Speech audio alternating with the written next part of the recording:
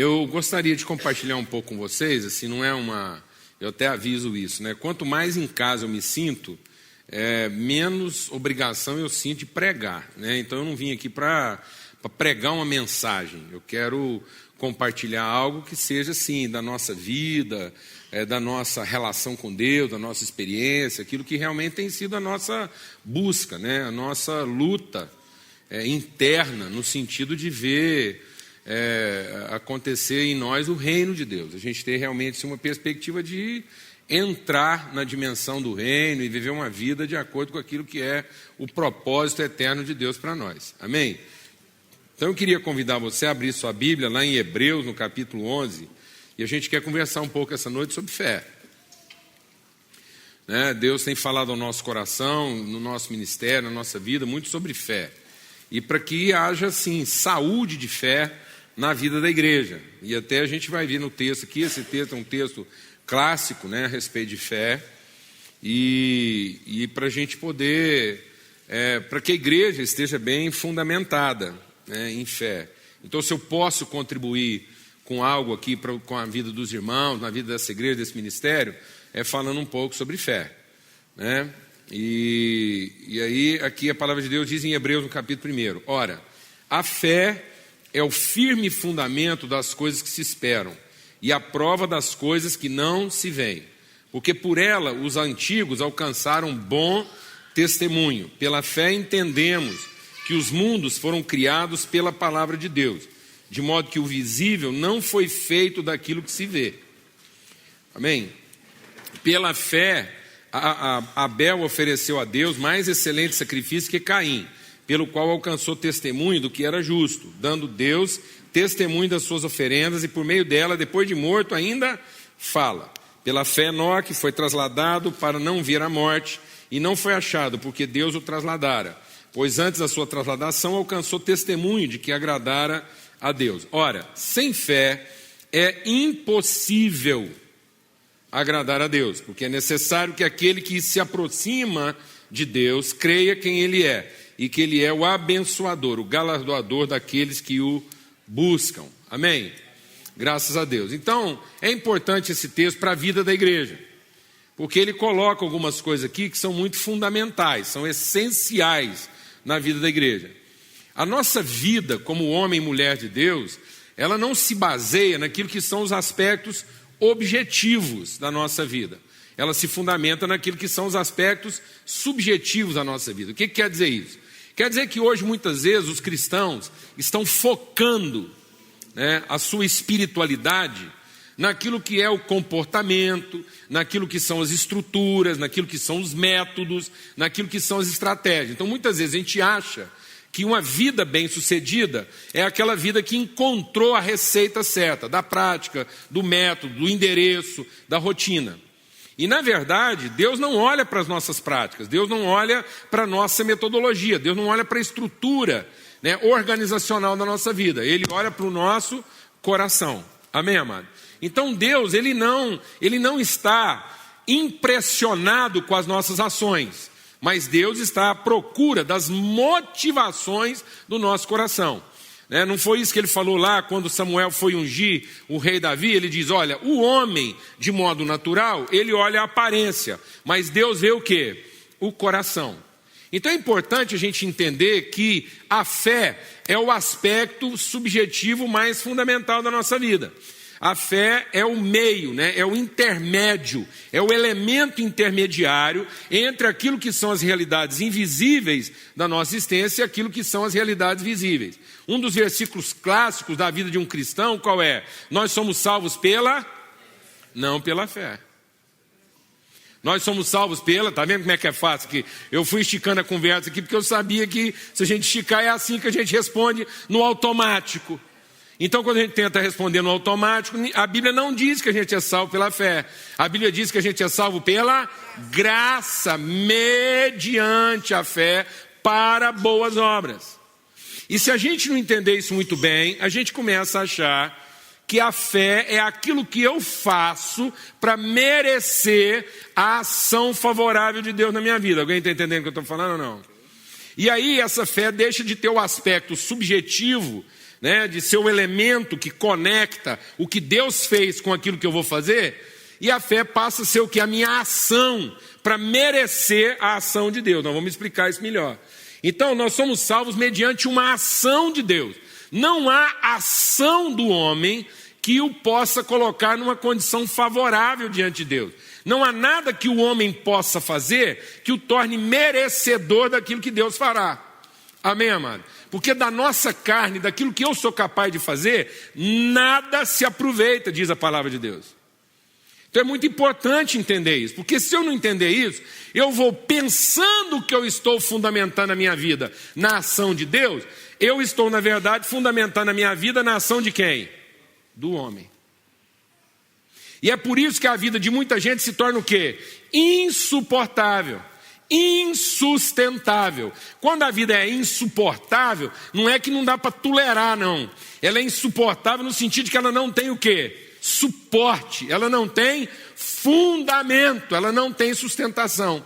Porque a fé é a firme sustentação, fundamentação daquelas coisas que ainda estão por ser manifestas na nossa vida. Então é muito importante eu entender que a fé se fundamenta naquilo que Deus fez. Nós somos salvos pela, vamos repetir bem alto, nós somos salvos pela graça, mediante a fé, para boas obras. Então a fé é o elemento intermediário que conecta aquilo que é o invisível das ações de Deus com aquilo que é o visível das nossas ações. Por isso a palavra de Deus diz algo muito forte lá em Romanos. Diz assim: tudo que não provém de fé é pecado. Amém, amado? Eu vou fazer uma pergunta para você. Tudo que é errado é pecado?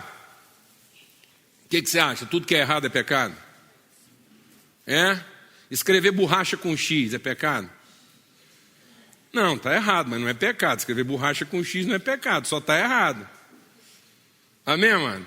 Então nem tudo que é errado é pecado. E nem tudo que é certo é santo. Amém, mano? Glória a Deus. Por isso tem muita gente se contentando em fazer a coisa certa. Mas às vezes ele está fazendo a coisa certa pelo motivo errado. Amém? Amém, amado? Isso é grave. Porque às vezes eu não estou fazendo aquilo que eu estou fazendo, que está certo. E eu não estou fazendo isso com base numa convicção, como uma resposta, como um testemunho, como uma evidência do que Deus já fez. Às vezes eu estou fazendo alguma coisa na expectativa do que eu quero que Deus faça. Como se eu pudesse usar a minha fé para seduzir Deus. Alguém está entendendo o que eu estou falando ou não? Então é perigoso na nossa vida, porque às vezes eu estou usando a coisa certa para Deus me tratar melhor. Porque eu penso que Deus me trata pior quando eu faço a coisa errada, e por isso Deus me trata melhor quando eu faço a coisa certa. E sem perceber, eu estou dizendo no meu coração que Deus é corruptível, que eu mudo o estado de Deus, que quem mantém Deus bom são minhas ações, que de repente, se eu fizer a coisa errada, Deus vai me tratar de maneira ruim. Alguém está entendendo o que eu estou falando ou não? Nesse sentido, eu passo a ser o salvador de Deus, e não ele o meu salvador. Porque aí eu tenho que manter Deus de bom humor, fazendo a coisa certa. Mas como todos nós, na maioria das vezes, fazemos a coisa errada, quem salvou Deus no dia que o homem pecou? Amém, amado? Quando a Bíblia diz que todos, quem salvou Deus? Não foi a nossa fé. Amém, mano? Amém, mano? Deus está sustentado no seu amor e na sua graça, na sua natureza imutável e incorruptível. Nós cremos num Deus que é imutável e incorruptível, eternamente bom. Deus não vai tratar ninguém melhor porque fez a coisa certa e, por conseguinte, não vai tratar ninguém pior porque fez a coisa errada. E é por isso que nós somos salvos. Então a nossa fé não é para salvar Deus. Glória a Deus, irmão. Então a nossa fé é para salvar quem, afinal de contas? Amém? Não é também para salvar a gente. Nós vamos ver então para que é. Amém?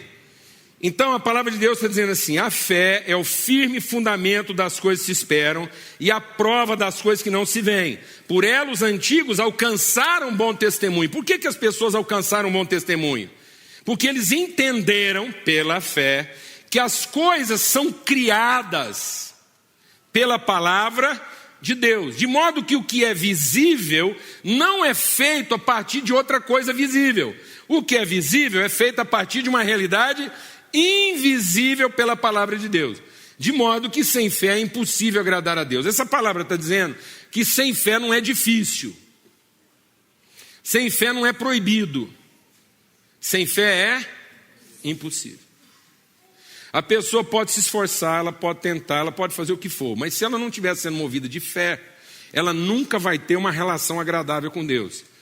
Porque a fé tem que ser na nossa vida a certeza, a convicção de quem Deus é. Quem Deus é e a forma como Deus trata as coisas a partir de quem Ele é.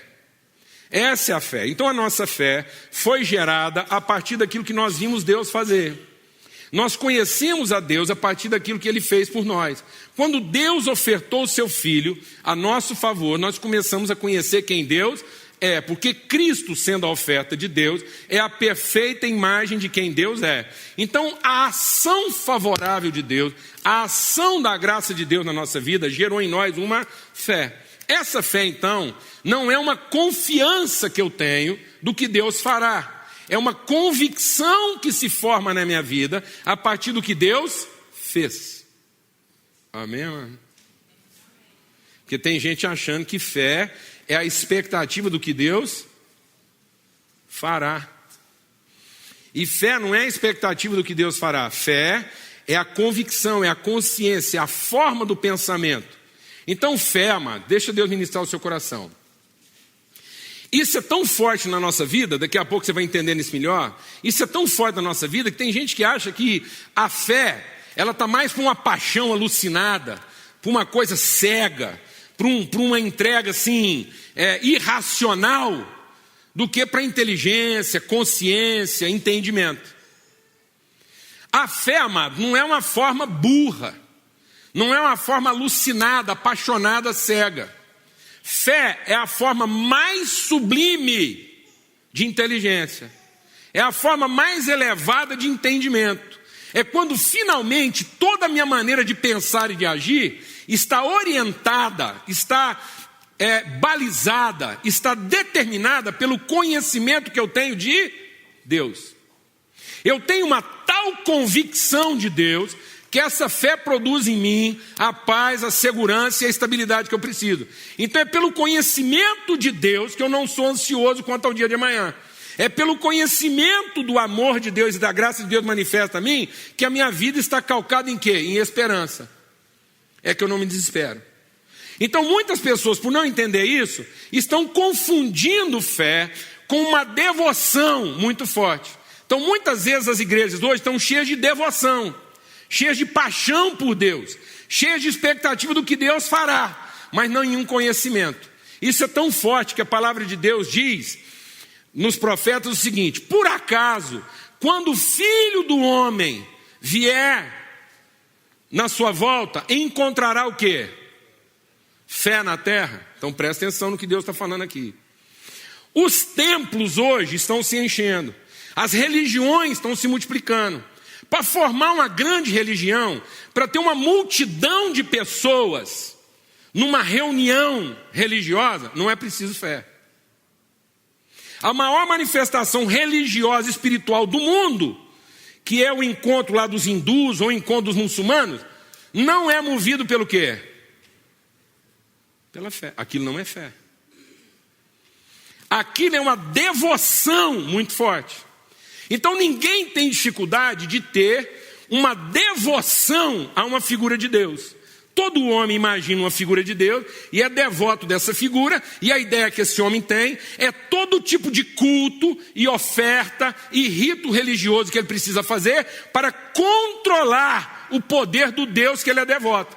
Então o que muita gente está achando que é fé, não é fé. É um esforço de tentar controlar Deus. Alguém está entendendo o que eu estou falando ou não? Mano?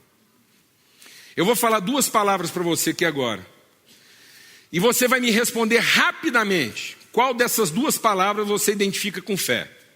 Só para a gente fazer um teste. Eu falo as duas palavras e você responde rapidamente. Qual dessas duas palavras lembra fé para você? Confiança e conhecimento. A tendência da gente é achar o quê? Confiança. Por que é muito difícil para as pessoas ter confiança em Deus? Porque elas estão tentando confiar num Deus que elas não conhecem, mas que elas sabem que é Deus. Então funciona mais ou menos assim. Às vezes alguns cultos nossos, às vezes algumas reuniões nossas começam, presta atenção no que eu vou falar. Algumas reuniões nossas começam como se a única parte não convertida do culto fosse quem? Fala para mim, mano. Qual é a última parte que vai se converter no nosso culto? Pode falar a verdade. Deus. Né? Porque a gente está reunido aqui mais ou menos assim. Quem pode, parece que não quer. E quem quer, tem certeza que não pode. Então o que é a nossa devoção religiosa? É fazer tudo o que nós podemos, de acordo com aquele que pode, mas não quer, para ver se no fim, quem pode e não quer, acaba fazendo aquilo que quem quer não pode. Sim ou não, mano? Mano. A gente canta para ver se Deus converte. Então a gente vai cantar tudo que Deus quer, tudo que Ele gosta, vai cantar uns hinos assim ungidos, para ver se no final do culto Deus está tão quebrantado, tão sensibilizado com a nossa realidade, tão convertido com a nossa necessidade, porque nós já sabemos. Quem é que não sabe aqui o que Deus tem que fazer lá em casa? Alguém aqui veio para cá com dúvida do que falta Deus fazer lá na sua casa? Quando você olha para sua mulherzinha, você tem dúvida do que você queria que Deus fizesse? Quem é que parece que ainda não entendeu o que tem que ser feito lá em casa? Fala para mim. Quando você olha para esse maridinho seu assim, meia boca, você tem dúvida do que está faltando Deus operar na vida dele para sua vida ser feliz? Você tem dúvida, irmão? Parece que as irmãs da igreja já entenderam quando você compartilha lá no círculo de oração? Elas estão, o que é isso? Elas estão solidárias, amém, mano? Pastor da igreja está na intercessão, já fizeram uma campanha de jejum, já foram para o monte. Quem é que ainda não se convenceu, amado? E que tem todo o poder para mudar isso do dia para a noite? O que está faltando, gente? Está faltando só mais um sacrifício, mais uma oferta, mais uma música boa, mais uma oração ungida para tocar o coração de Deus, para ver se ele finalmente se converte e libera o poder. Eu vou contar uma coisa para vocês aqui, vocês vão achar que é piada. Mas infelizmente isso é caso verídico. A irmã na reunião de oração, no fervor, Deus de misericórdia, libera a bênção, Deus.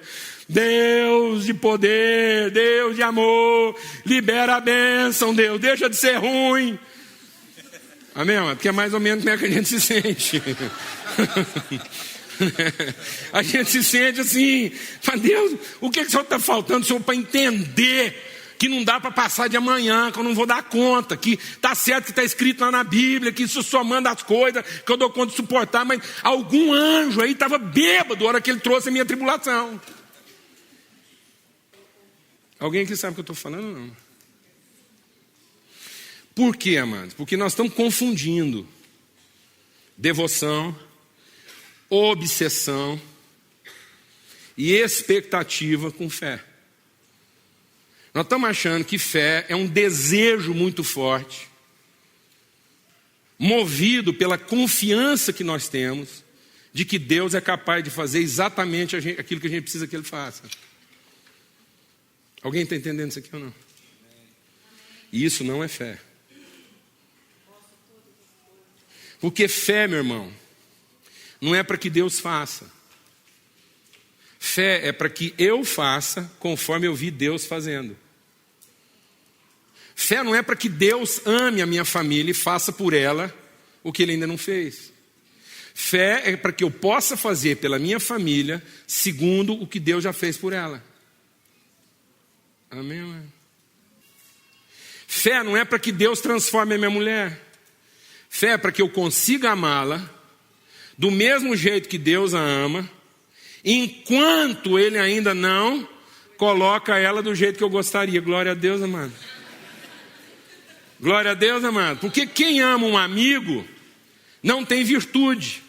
Mas quem ama um inimigo, quando a Lana me ama na condição de inimigo dela, e a Lana não tem nenhum inimigo mais rápido e mais eficiente que eu, nem o capeta consegue machucar ela na velocidade e com a eficiência que eu consigo.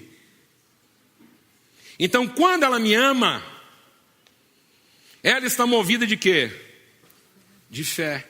Porque ela finalmente foi sensibilizada pelo amor de Deus, e esse conhecimento do amor de Deus produz na vida dela agora uma ação correspondente à ação que ela viu Deus tendo comigo e com ela. Amém, mano? Então a fé, deixa Deus ministrar o seu coração. A fé não move a mão de Deus. Se Deus dependesse da nossa fé para mover a mão dele, ele era tetraplégico. Ele não fazia nada. Se a fé movesse a mão de Deus, deixa Deus ministrar o seu coração. Se a fé movesse a mão de Deus, quando Jesus chamou Pedro para andar sobre as águas, e Pedro veio andando, e no meio do caminho ele duvidou, quem tinha que afundar era Jesus. Amém, mano? Então a fé não é para eu ver Jesus andando nas águas. A fé é a consciência que se forma na minha vida, a partir daquilo que eu vi Deus fazendo, eu vi Jesus andando sobre as águas, e agora, pela fé, eu posso ser como Ele. Amém, mano? Eu posso reproduzir aquilo. Então a fé não é para que Deus ame a minha mulher. Então às vezes eu fico lá orando para Deus, eu oro pelos meus filhos, como se, presta atenção, às vezes você ora lá pelos seus filhos, como se você amasse os seus filhos mais do que Deus. E como você se soubesse exatamente o que é preciso ser feito em favor dos seus filhos e que Deus não entendeu ainda. Não, amado. A oração não é para que Deus finalmente perceba o quanto nossos filhos merecem ser amados e quanto Deus vai ter um bom investimento se amar os nossos filhos, investir nesses meninos que eles vão ser gente boa. E aí a gente fica lá tentando ver se Deus se converte à nossa família. A oração não é para isso, mãe. Oração é para que eu faça um investimento na minha relação com os filhos, na proporção do amor de Deus por eles. Glória a Deus, amado. Então a oração, amado, não é para que Deus me responda conforme eu gostaria. A oração é, antes de tudo, a resposta prática do meu compromisso com Deus e com a minha família, a partir daquilo que eu vi Deus comprometendo com a minha casa. Amém, meus irmãos? Porque nós somos salvos mediante a... E a fé é para quê, amado? Para boas obras. E aí Jesus diz assim, para que as pessoas vejam as suas obras e glorifiquem o vosso Pai. Então é para isso que é a fé. E nós estamos confundindo fé com o quê? Com a expectativa do que Deus fará. Por isso que as pessoas estão se enchendo de ansiedade. Porque o resultado da obsessão, o resultado da expectativa, o resultado da devoção religiosa não é paz, é ansiedade. Você faz uma campanha, em vez de você ficar em paz, você fica mais ansioso. Alguém está entendendo o que eu estou falando ou não? Tem gente que está aumentando a ansiedade na medida que ele aumenta o fervor. Porque ele aumenta a intensidade da sua busca e da sua devoção e fica parecendo que Deus não tem o mesmo nível de compromisso que ele. Alguém está entendendo o que eu estou falando ou não? Amados, na vida de Jesus há uma experiência clássica. Quem levou Jesus para o deserto? Quem levou Jesus para o deserto? O Espírito Santo.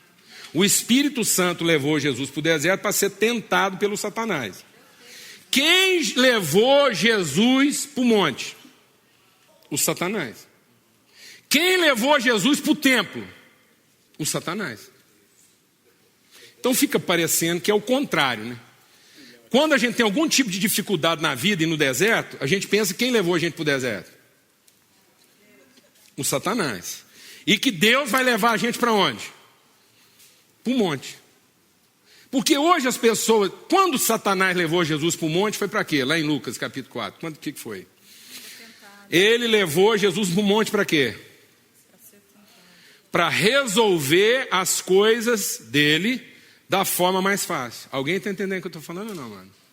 Quando Deus permitiu um problema, deixa Deus ministrar o seu coração. Quando Deus permitiu um problema na vida de Jesus, é para que Jesus revelasse o conhecimento que ele tinha de Deus, amém, amado? O deserto é para que Jesus pudesse demonstrar o conhecimento que ele tem de Deus. Então Deus criou a dificuldade. Quem criou a facilidade?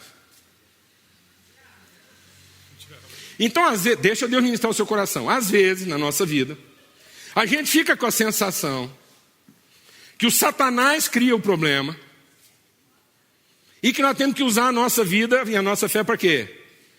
Para Deus trazer a solução para o problema que o Satanás criou. Alguém está entendendo o que eu estou falando ou não, mano? Engraçado que na vida de Jesus foi o contrário. Deus criou o problema. Amém, mano? Amém, mano? E quem propôs a solução fácil, mano? Quem veio para facilitar? Então presta atenção, cuidado, porque às vezes você está achando que o Satanás veio para dificultar a sua vida. E ele não veio para dificultar a sua vida, ele veio para responder suas orações de forma fácil. De modo que a sua paixão seja satisfeita, mas a sua fé não seja fortalecida. Então tem muitas pessoas pedindo soluções que só o diabo para te dar o que você está pedindo. Porque isso vai responder ao seu conforto, ao seu aborrecimento, mas não vai fortalecer a sua fé. Porque não vai melhorar o seu conhecimento de Deus. Alguém está entendendo o que eu estou falando ou não, mano? Porque o diabo veio propor para Jesus o quê? Use o seu poder para resolver o seu problema de maneira mais rápida. Pede para mim e eu te dou tudo o que esse mundo pode oferecer. E arruma uma situação difícil na sua vida, porque depois você vai dar ordem para os anjos e eles vão resolver esse problema para você. Alguém está entendendo algum tipo de crente por aí? Que está achando que a fé é para quê? A fé, meu irmão, não é para que eu tenha soluções que eu gostaria.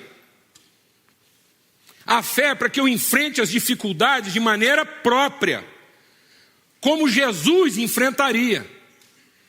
Dependendo do seu conhecimento de quem? De Deus. Lá no deserto, Jesus diz que a vida do cristão não se baseia naquilo que ele tem para dizer para Deus. Lá no deserto, Jesus diz que todas as soluções na vida do crente estão baseadas naquilo que Deus tem para dizer para ele. A cura da nossa vida não está naquilo que nós temos para falar para Deus. A cura da nossa vida está naquilo que nós finalmente sentamos para ouvir de Deus. Imagina que Deus viesse aqui hoje marcar consulta. Você chega aqui para o culto e lá na porta está escrito, Deus está atendendo para consulta, meia hora cada um. E aí ele está no escritório ali sentado, mesinha e tal, os anjos organizando a fila, você pega uma senha, lamenta porque não chegou mais cedo. E aí, o pessoal fala assim, ó, Deus está ali marcando consulta, ele vai atender um por um, meia hora. Você vai ter meia hora para falar com Deus assim, só você e ele, é o seu momento com ele. Está aqui um bloco e uma caneta. Seja honesto. Se você recebesse um bloco e uma caneta, para ter meia hora com Deus exclusivo, só você, para falar com ele, sabendo que não tem ninguém mais na fila, vocês dois trancados numa sala. Você ia usar esse bloco e essa caneta para quê? Para anotar tudo que você quer pedir para ele nessa meia hora que você tem para não esquecer nada? Ou para chegar lá com o bloco branquinho e anotar tudo que ele tem para falar para você e você não esquecer nada? Glória a Deus. Glória a Deus. Seja honesto, meu irmão. Seja honesto. Vamos ser honestos. Nós íamos usar papel e caneta na presença de outros para quê? Para não esquecer nada do que nós temos para falar para ele? Ou para não esquecer nada do que ele tem para falar para nós em meia hora? E o que é fé, meu irmão? A fé é a paixão com que eu anoto meus pedidos, para não esquecer nada do que eu quero falar com Deus. ou a firme convicção de que Deus sei exatamente, que Deus sabe tudo que eu preciso, eu não preciso repetir nada para Ele. Ele é um pai que cuida de mim, Ele conhece meu coração, Ele não vai esquecer nada, eu é que não quero esquecer o que Ele tem para me falar nessa meia hora. O que você acha que traduz a nossa fé, amado? E aí o que nós estamos chamando de fé? Por que nós estamos ficando tão apaixonados e pouco eficazes? Por que nós estamos aumentando a nossa devoção religiosa e isso não está trazendo para o nosso coração a paz, a segurança, a estabilidade, o desprendimento, o espírito de sacrifício? Quando o diabo levou um homem para o monte, foi para falar para ele tudo que ele podia ganhar. Quando Deus levou um homem para o monte, foi para mostrar para ele tudo que ele podia oferecer. Porque a fé não é para garantir o que eu quero ganhar. A fé é para ter segurança de repartir o que eu já recebi. Ninguém precisa de fé para ganhar alguma coisa. Quando nós temos um Deus abençoador, um Deus que abençoa quem não merece, um Deus que faz cair chuva sobre justos e injustos, faz o sol nascer sobre justos e injustos, ninguém precisa de fé para ser abençoado. A bênção não é resultado da minha fé. A fé que é resultado da consciência do Deus abençoador que eu tenho. Ninguém precisa de fé para receber alguma coisa de Deus. Nós precisamos de fé para conseguir repartir o que eu recebi, na certeza de que se foi dado de graça, é porque não é meu, é nosso. E eu não tenho o direito de segurar para mim. E como as pessoas estão ficando devotas e apaixonadas por Deus, na expectativa do que Ele vai fazer por elas, e que no fim Deus acaba fazendo para remunerar o esforço delas. Quando elas finalmente recebem, elas recebem como se fosse coisa sua. E ainda tem coragem de falar que elas só estão sendo abençoadas por quê? Fala para mim, mano. Fala para mim, mano. Tem coragem de falar que estão sendo abençoadas porque pagaram o preço. Isso é uma vergonha para a nossa vida. É por isso que as pessoas não estão sendo transformadas como podiam. Porque Deus que remunera méritos, o mundo tem. A grande novidade revelada por Cristo Jesus, o diferencial do Deus que nós cremos, o que Cristo veio revelar para nós, amados, é que Deus não era Deus de barganha nem de negócio. A grande novidade, é por isso que Ele pagou com a vida, é que Cristo veio revelar que Deus é o nosso Pai. É isso que o Espírito testifica no nosso espírito. Ele não é Deus que remunera nossos esforços. Ele é o Deus que nos trata como filhos. E uma vez que Ele nos trata como filhos, Ele já nos abençoou. E nós o representamos na terra. De modo que nós não representamos o Deus que finalmente remunerou meus esforços, de modo que eu merecesse a bênção que eu tenho. Eu represento Deus na terra como aquele que abençoa até quem não merece. De modo que a minha fé não é para receber. Alguém aqui está com sede? Quem está? Você está, irmão? Então você quer ver um milagre aqui? Quem quer ver um milagre aqui essa noite? Um milagre. Milagre mesmo. Do céu. Tem que aplaudir Jesus. Vem cá, irmão. Você não estava nem contando com essa, né? Não. Pois é, pode tomar. Tá boa. Ah, aí, tá vendo?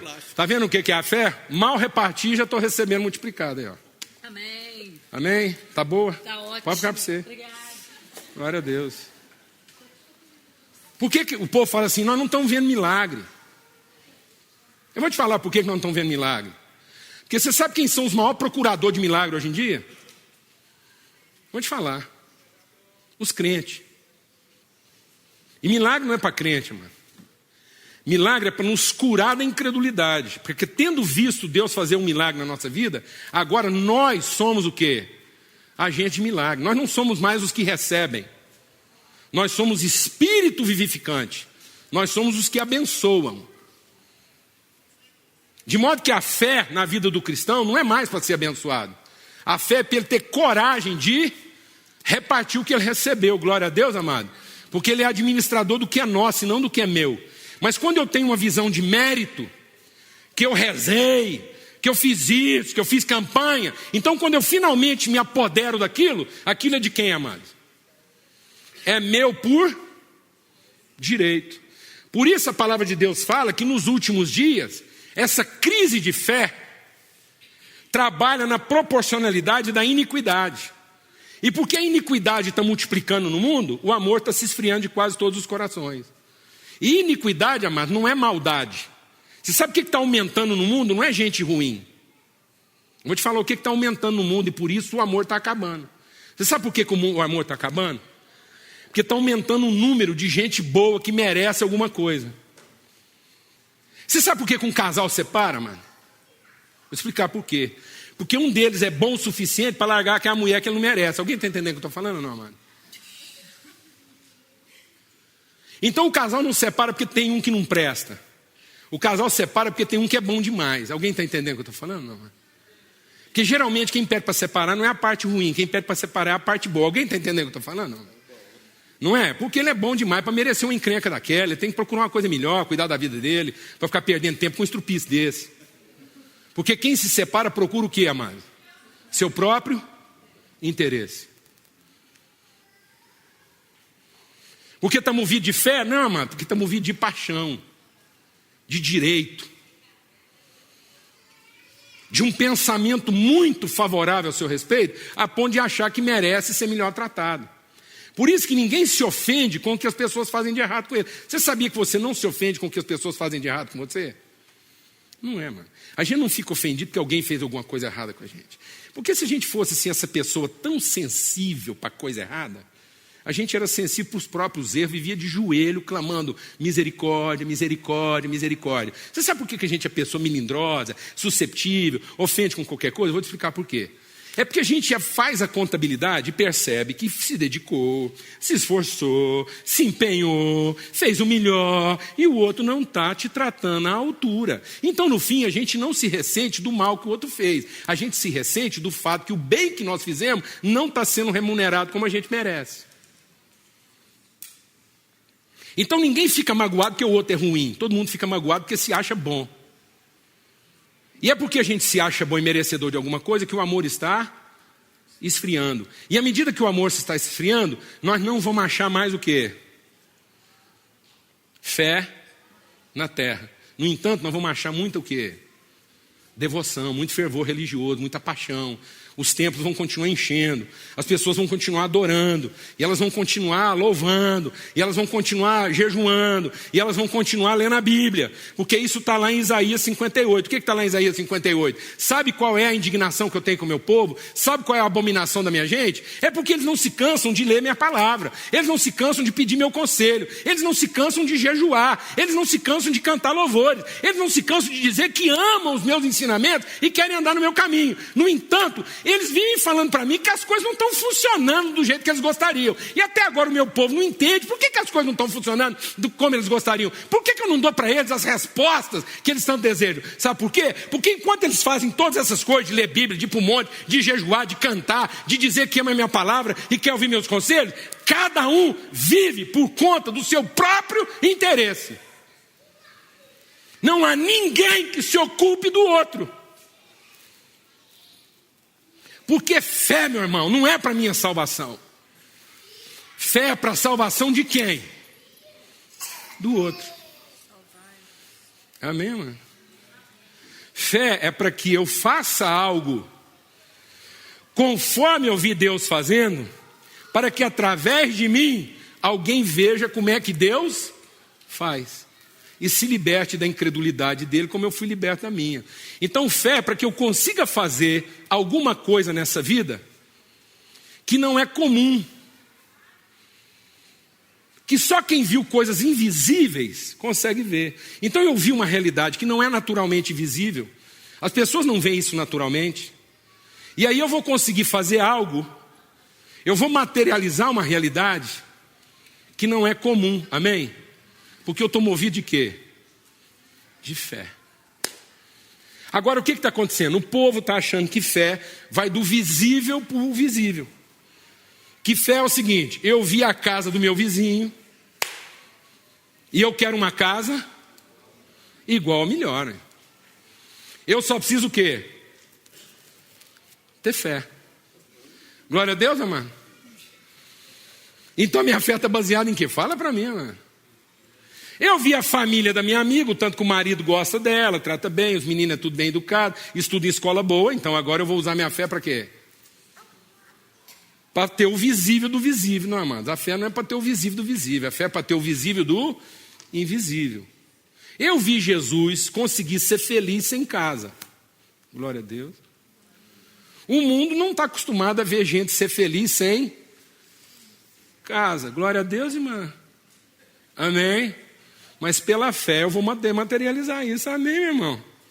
Porque as coisas visíveis se tornarão visíveis a partir do quê? Das invisíveis pela palavra de Deus. Vamos concluir. Se você pegasse um menino hebreu, um menino que foi educado lá na Torá, uma criança até 12 anos de idade que foi criada na Torá, ele decorava o Pentateuco, ele decorava todos os 5 primeiros livros da Bíblia, ele tinha aquilo de cor. Você consegue imaginar o que é isso? Gênesis, Êxodo, Apocalipse, Gênesis, Êxodo, Levítico, Número. Ele decorava isso, ele sabia citar isso de cor. Se você pegasse um menino desse e pedisse para ele desenhar Deus, fala assim, faz um desenho de Deus. Muito provavelmente toda criança hebraica, ao tentar representar graficamente, ilustrativamente Deus, ele desenharia uma boca. Porque a primeira expressão materializada de Deus na Bíblia, qual foi? Disse Deus. Então, para uma criança, Deus é o quê? Uma boca. Amém?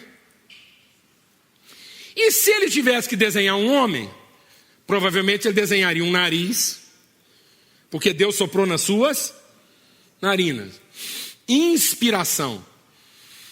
Inspiração, de inspirar, de ser inflado, de ser cheio pelo sopro de Deus. Ou uma orelha, porque tendo Deus abençoado o homem, disse ao homem. Então, Deus é a boca, o homem é a orelha ou o nariz. Agora presta atenção. Se você pedir para uma criança ocidental, ou qualquer crente de igreja que desenhar Deus, o que você acha que ele ia desenhar?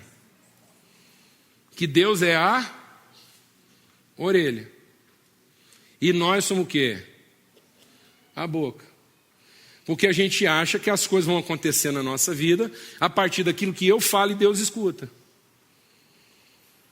Se eu acertar no que eu falo e Deus prestar atenção, essa é uma parceria fantástica, porque eu sei o que tem que ser feito e Deus tem o poder para fazer acontecer. Pronto, e aí é que está a comunicação bem feita. Deus tem o poder, eu tenho o sentimento e a percepção. Eu falo, ele escuta. Se eu falar direitinho e ele escutar bem, vai dar tudo certo. Não, amados. O que você chamaria de um culto avivado? Vê o tanto que isso é forte. Agora, aqui nenhuma... Eu vou falar assim agora Onde a gente vai parar, né, na vida? O Pentecoste. Todo mundo sabe da história do Pentecoste? O Espírito Santo, língua de fogo, cidade transformada. Eu vou te falar como é que estava rolando o culto momentos antes do avivamento. Amém? Vê se você frequentava uma igreja dessa. Umas 100 e poucas pessoas reunidas numa sala, todo mundo sentado, sem ninguém falar nada, maior silêncio, um olhando para a cara do outro assim. Era o culto. Olha que avivamento. Você ia chegar num culto desse, sim, você ia aguentar ficar lá assim, você ia recomendar um culto desse, irmão? Hã? Pois é, né? Esse foi o culto Pentecoste. Foi ali que o Espírito Santo foi derramado. Sabe por quê? Porque aqueles discípulos estavam fazendo exatamente o que Jesus falou para eles. Vocês vão lá, fica sentado, calado, não faz nada, até que do alto eu fale com vocês. Glória a Deus, irmão. Glória a Deus, irmão. Você fica lá sentadinho, calado, ninguém fala nada, ninguém... Fica lá, e ninguém faz nada. Até que do alto eu fale com vocês e diga para vocês o que é que tem que ser feito. Glória a Deus, amado. Mas a gente não tem essa paciência. A gente tem um coração de Marta. Ah, Deus, o Senhor não está me vendo aqui atarantada para te receber, para fazer um culto que te agrada. E ainda por cima minha irmã Maria não me ajuda. Alguém aqui sabe o que eu estou falando ou não? Eu estou aqui no louvor e esse povo aqui não está nem aí para o negócio. O que é isso, irmão? Vamos aí, ó. Está vendo, não? Sabe por que meu ministério está difícil? Porque eu não tenho apoio nessa igreja. Bem que eu tenho a visão, chamado, fervor, mas essa liderança não coopera. Você não está vendo isso não, Deus? O tanto que eu estou prejudicado nesse ministério.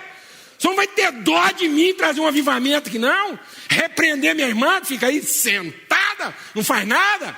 Vê se você é crente. Não solta um pio, não dá um aleluia, um glória a Deus.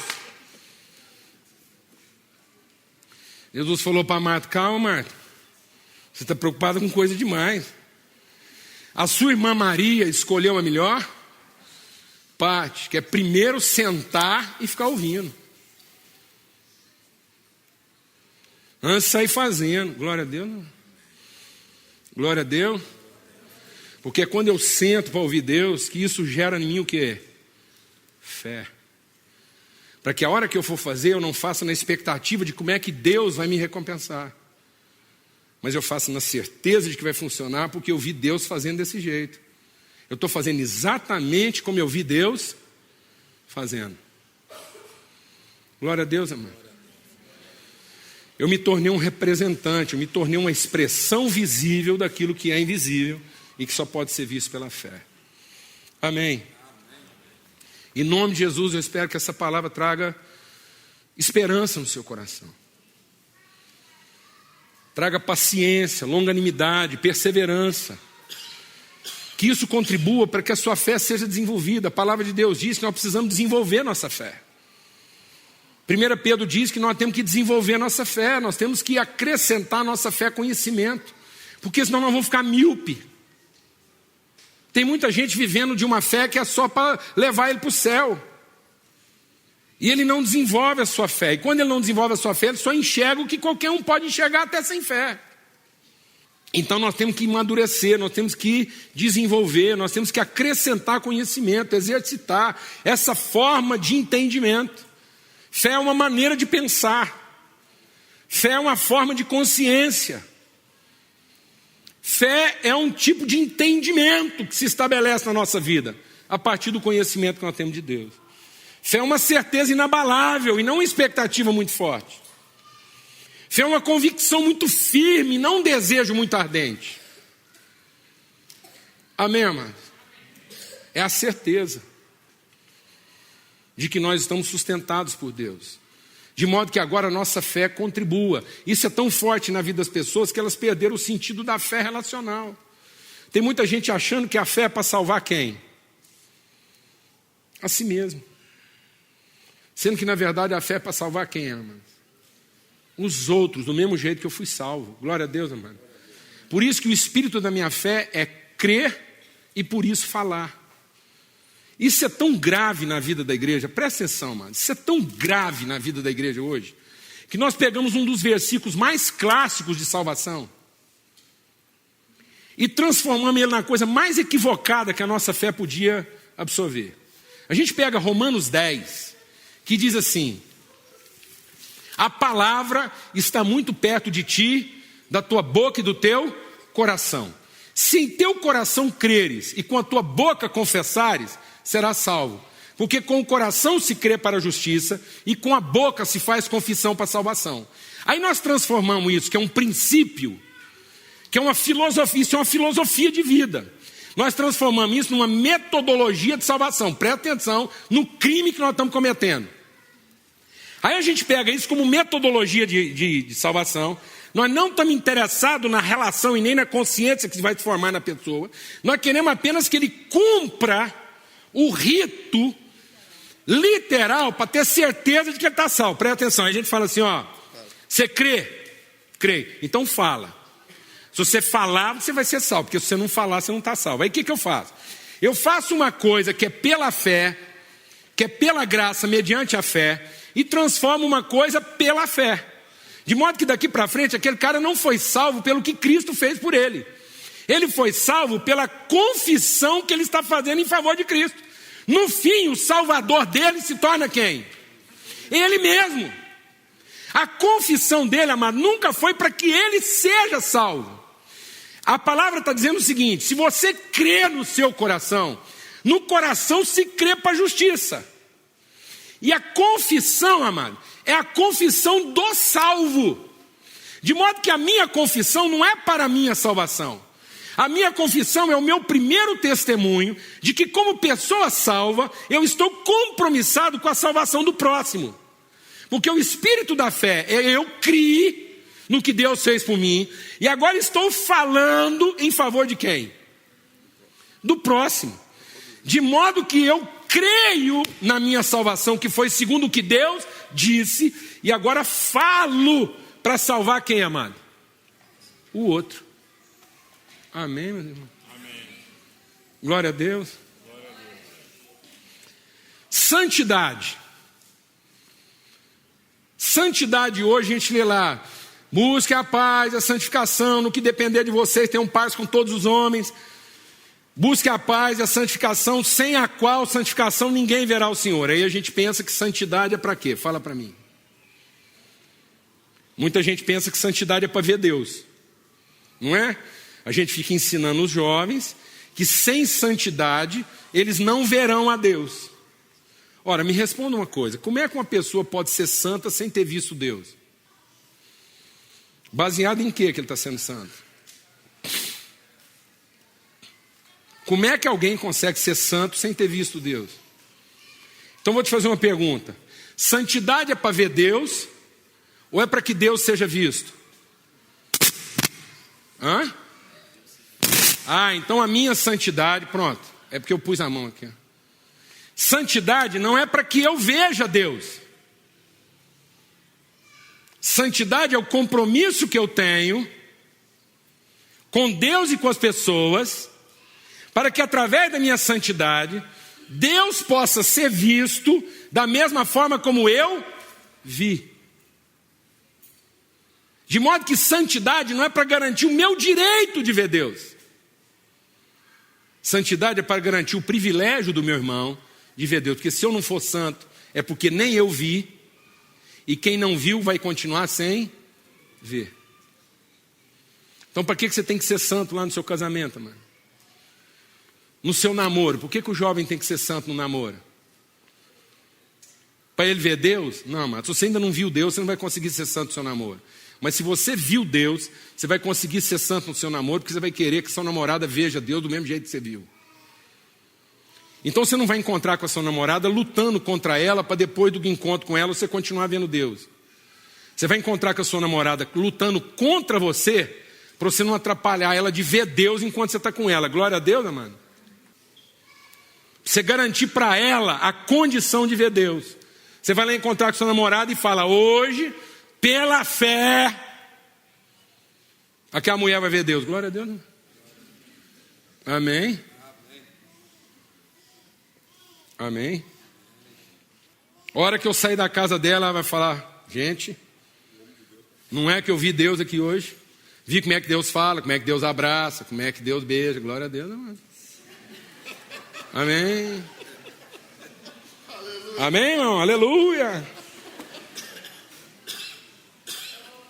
Oh, glória, não é? A menina está lá esperando o rapaz e fala assim: deixa ele chegar aqui hoje que ele vai ver Deus, vai ver como é que Deus veste, como é que Deus cruza as pernas, né? Como é que Deus fala boa noite, menino. Amém, glória a Deus, amado. Que bom que você chegou, amém. Amém. E a gente só consegue isso pela fé. Porque sem fé é impossível agradar a Deus. Então que Deus derrame espírito de fé no coração de todos. Amém? Que Deus faça dessa comunidade uma comunidade de fé. Uma comunidade que materializa as virtudes de Deus. A comunidade de um povo que não está à procura de bênçãos, porque tem certeza de que já foi abençoado o suficiente. mas um povo que está encontrando formas e meios de repartir as bênçãos que já recebeu. Aquilo que Deus quer fazer na vida das pessoas que estão em volta de você. As bênçãos da vida dessas pessoas estão depositadas na sua conta, na minha conta, na nossa conta. E nós temos a fé para disponibilizar isso na vida delas. Amém? Para fazer isso materializar. Para entender que a nossa fé não é para salvar a gente. Que não é para a gente ficar cuidando da gente na espera que Deus responda os nossos anseios. Justamente a fé é para que eu consiga viver sem ser para satisfazer a mim mesmo. Amém, amado? Se eu não for movido pela fé, eu vou continuar vivendo para satisfazer a mim mesmo. Mas se eu viver pela fé, eu vou agradar a Deus, porque eu vou ser como Ele, um abençoador daqueles que me procuram. Amém? Glória a Deus, amados. É assim que nós vamos ser. Doador de vida, abençoador, espírito vivificante. De modo que agora você não vai ficar lá pedindo com a sua fé que Deus faça o seu marido ficar bom. Você vai pedir agora que você consiga dar um bom testemunho para ele antes que ele melhore. Glória a Deus, amado, para ter virtude. Porque depois que melhorar, aí acabou a virtude. Então aproveite a amar o seu marido enquanto ele não presta. Glória a Deus. Amém, irmão? Amém? Aproveita mais esse homem enquanto ele não está pronto. Glória a Deus. Amém. Porque depois que ele ficar prontinho, acabou a virtude. Amém? Aí não precisa mais de fé. Quando o que é perfeito for revelado, não vai precisar mais de fé. A fé é para lidar com o imperfeito. Glória a Deus. Amém? Aproveita a amar essa mulher enquanto ela dá trabalho. Glória a Deus. Amém, irmão? Porque só pela fé. Amém? Oh, Jesus. Amém, amado? Amém. Glória a Deus, mano. Em nome de Jesus. Em nome de Jesus. Vamos ter uma palavra de oração. Em nome de Jesus. Que Deus encontre fé. Eu tenho falado isso com Deus. Deus, que quando o Senhor olhar para mim, o Senhor encontre fé no meu coração. Eu não quero que Deus olhe para o meu coração e encontre alguém desapontado, ressentido, desgostoso, insatisfeito. Amém? Eu sei que Deus pode olhar para mim e encontrar tristeza. Mas Ele não vai encontrar desespero. Eu quero que Deus olhe para mim e encontre alguém surpreso. Porque às vezes eu estou sendo surpreendido constantemente, por mim e pelas pessoas. Mas eu não quero que essa surpresa se transforme na minha vida em desânimo. Que eu desanime. De amar, de insistir, de ter esperança, de continuar oferecendo minha vida. Amém? Sabe, amados, é legítimo ficar angustiado. A fé não vai te poupar das angústias. Mas a fé não vai deixar que as suas angústias se transformem em ansiedade. A fé não vai te poupar de ficar desapontado com algumas coisas. Mas a fé vai fazer com que o seu desapontamento não se transforme em desânimo. Amém? Jesus ficou angustiado. Jesus ficou triste quando foi lá encontrar com os discípulos dele e eles estavam dormindo e veio estar orando com ele. É ruim. É ruim você pedir para os seus amigos para te ajudar e a hora que você vai lá, os caras não estão nem aí. Esse sentimento é ruim. Mas Jesus não ficou desanimado com aqueles homens. Ele não desistiu deles. Amém? Ele ficou profundamente angustiado. Porque angustiado, mano, é a certeza de que vai ficar ruim. Angústia é o sentimento legítimo de quem está passando por um aperto e não está gostando. Mas isso não pode se transformar em ansiedade. A fé vai fazer você ficar angustiado sem ficar o quê? Ansioso. A fé vai proteger você de quando você for surpreendido por alguma coisa, você ficar o quê? Desanimado. Amém? A fé vai ajudar você para que quando você estiver sendo perseguido, enfrentado, sendo humilhado, você não vai ter a sensação de que isso vai acabar com você. Você sabe que você vai sair do outro lado. Glória a Deus, amado. Amém? É para isso que é a fé. A fé não é para nos proteger. Tem gente que acha que a fé é para proteger. Fala com Deus aí agora. Tem gente que acha que a fé é para proteger a gente de um casamento difícil. A gente acha que fé é para proteger os filhos da gente, para não ficar doente, não ser assaltado. A gente acha que a fé é para proteger a gente de ficar nervoso. Deixa Deus ministrar o seu coração. A fé é para você conseguir ficar nervoso sem ficar com raiva. Glória a Deus. Amém, mano? Você pode ficar nervoso no seu casamento. Você só não pode ficar o quê? Com raiva. Amém? Nervoso pode, com raiva não. Glória a Deus, amado. Deus nunca prometeu proteção. Aliás, Ele prometeu o quê? Que alguém vai bater na sua cara. Então nós não estamos protegidos de apanhar na cara, amém? Amém? Crente não está protegido de apanhar na cara, mas está seguro que quando apanhar consegue oferecer a outra face para apanhar de novo. Glória a Deus. Amém? Então a gente não está protegido de tomar um tapa na cara, mas está seguro que isso não vai gerar em nós a mágoa, nós conseguimos apanhar de novo. Glória a Deus, amado. Amém? É para a gente sofrer com segurança, amém? De que isso não vai fazer a gente desanimar. Vamos falar com Deus agora. Fala com Deus agora. Fala, Deus, renova em mim fé. Renova em mim fé. Em nome de Jesus. Fé é para quando a mulher crente apanha do marido, ter coragem de denunciar ele para a polícia. Glória a Deus, não?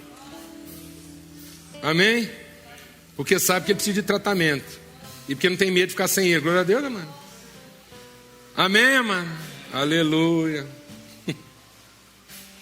Em nome de Jesus, ele não tem medo das coisas. O perfeito amor lança fora todo o medo. Todo o medo. A gente tem fé para enfrentar a vida como ela tem que ser enfrentada. Senhor, fala conosco aqui essa noite. Nós queremos ser homens e mulheres de fé. Gente que enfrenta a vida como ela tem que ser enfrentada. Gente que tem disposição para sofrer o que tem que ser sofrido, mas com fé, com perseverança. Gente que atravessa pelo vale da sombra da morte na certeza que a tua vara e o teu cajado nos consolam. Nós não temos medo, ó Deus, de enfrentar a disciplina, a correção, de confrontar as pessoas quando elas estão em pecado. Nós não ficamos tentando, ó Deus, encobrir as coisas, mas nós cobrimos as pessoas com amor, ajudamos, socorremos. Fé nos dá sustentação, nos dá balizamento, nos dá um coração correto, firme, Senhor. A fé é a firme certeza de que nós podemos esperar no Senhor, de que o Senhor é o abençoador. A fé é a certeza de que, enfim, nós veremos o nosso Redentor. A fé é a certeza de que o Senhor se levantará sobre nós, trazendo sobre nós justiça. A fé é a certeza que a gente não precisa se vingar, a gente não precisa procurar o próprio interesse, a gente não precisa ficar ansioso, a gente não precisa ter a posse das coisas, em nome de Cristo Jesus. Mas podemos ter um coração misericordioso, dadivoso, abençoador, longânimo, paciente, esperançoso, renovado. Ó Deus, levanta mesmo, ó Deus, um povo de fé. Em nome de Cristo Jesus. Em nome de Cristo Jesus. Amém e amém. Graças a Deus.